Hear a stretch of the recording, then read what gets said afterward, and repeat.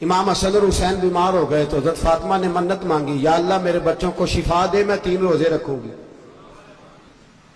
کون سی منت مانی؟ بولیے۔ ہم صرف دیکھ کی منت ہی مانتے ہیں، میں دیکھ پکاواں گا۔ ایک آدمی مجھے کہنے لگا میں نے منت مانی تھی کہ میں بکرا دوں گا اللہ کے رستے میں، اگر میرا کام ہو جائے تو کام ہو گیا، بکرے کے پیسے کوئی نہیں۔ تو میں کہا تیرے پہلا نہیں تھی پتا میرے کو کوئی نہیں؟ کہتا اب کیا کروں؟ میں کہا اب تو دینی پڑے گی، اور اس میں بھی تحقیق باقی ہے، لیکن بات یہ ہے بھائی کہ منت یہ کیوں نہیں مانی کہ یا اللہ میرا کام ہو جائے میں 100 نفل پڑھوں گا؟ جو بھی منت مانگتا ہے وہ دیکھ کی مان لیتا ہے، بکرے کی منت ہی مانتے ہو، یہ کیوں نہیں منت مانتے کہ یا اللہ میرا کام ہو جائے تو میں پورا قرآن شریف ختم کروں گا؟ یہ ذرا پڑھنا پڑتا ہے، اس لیے عبادت کرنی پڑتی ہے، اس لیے اس کی منت نہیں مانتے سرے سے۔ حضرت فاطمہ نے کیا منت مانگی؟ بچے صحیح ہو جائیں گے تو بولیے 3 روزے رکھوں گے۔ اللہ تبارک و تعالیٰ نے بچوں کو شفا عطا فرما دی، اور میں سمجھتا ہوں یہ کربلا کی ٹریننگ تھی۔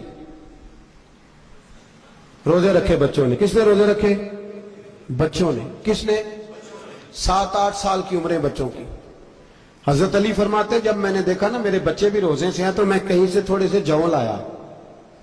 یہ شہزادے ہیں کائنات کے سب سے بڑے۔ فرماتے ہیں میں نے بی بی پاک کو دیے تو سیدہ پاک نے جوں پیسے روٹیاں پکائیں، اور جب عین افطاری کے وقت کھانا سامنے آیا تو دروازے پہ بھکاری آیا۔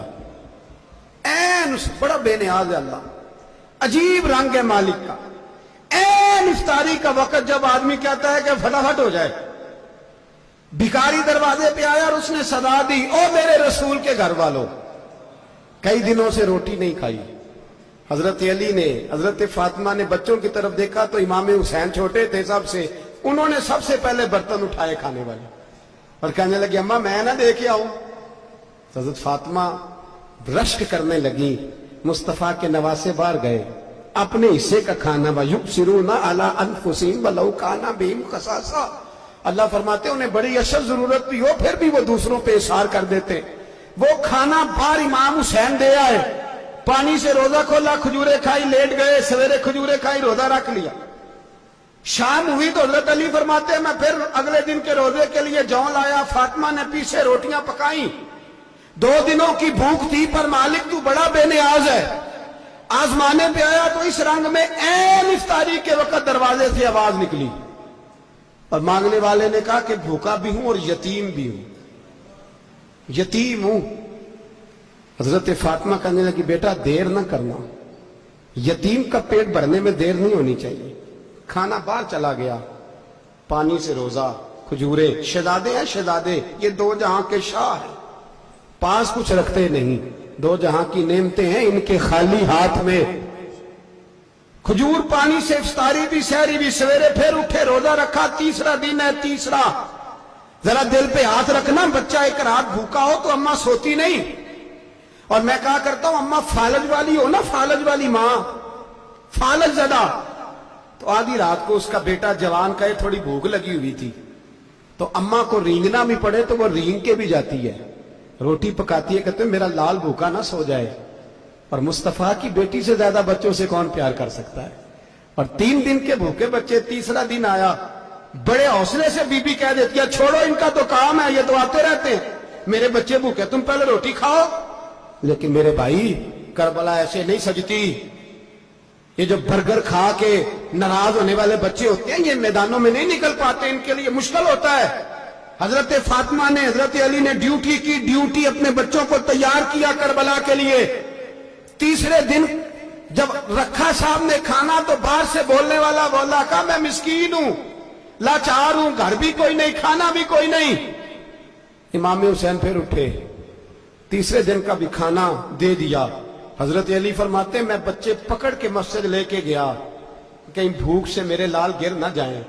کہتے ہیں ہامتے کامتے تینوں شہزادے مسجد میں داخل جو ہوئے تو بس ہماری قیمت پڑ گئی، مول پڑ گیا ہمارا۔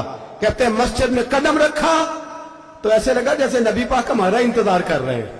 فرماتے ہیں تیسرے دن کی مغرب پڑھنے گئے تو حضور نے تینوں باپ بیٹوں کو چہرے دیکھے، فرمایا علی یہ جبریل کھڑے ہیں اور فرما رہے ہیں تیرے 3 دن کا عمل خدا کو بھی بڑا پسند آیا ہے، محمد مصطفیٰ کو بھی بڑا پسند آیا ہے۔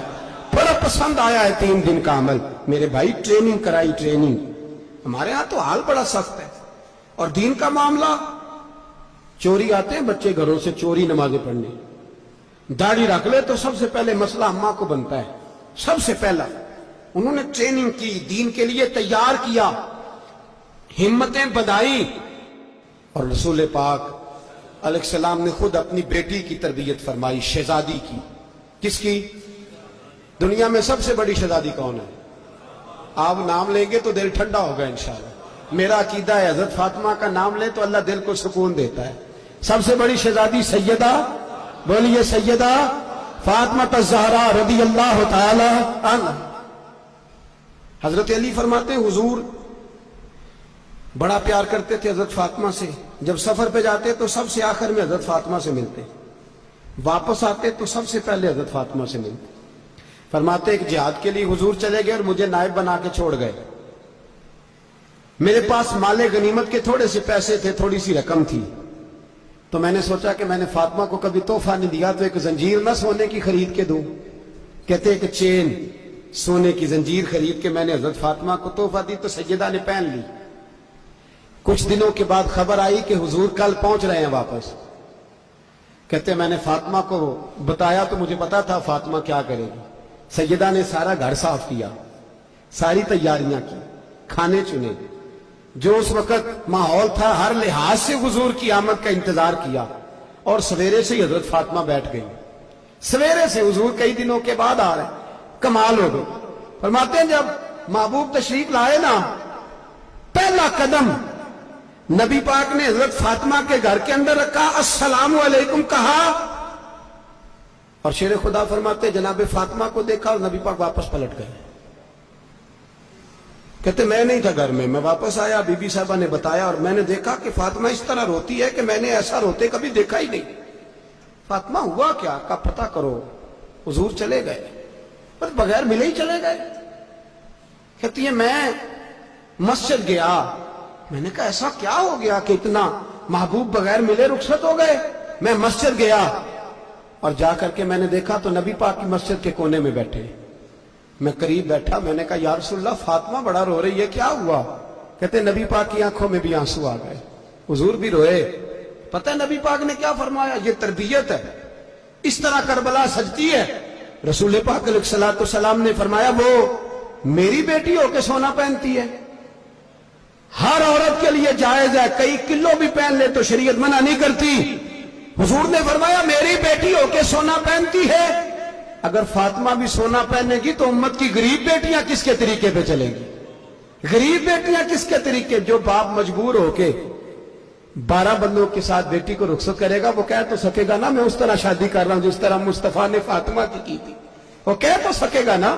لیکن اگر یہ بھی سونے پہنے گی تو پھر نقشے قدم کیسے متعین ہوں گے؟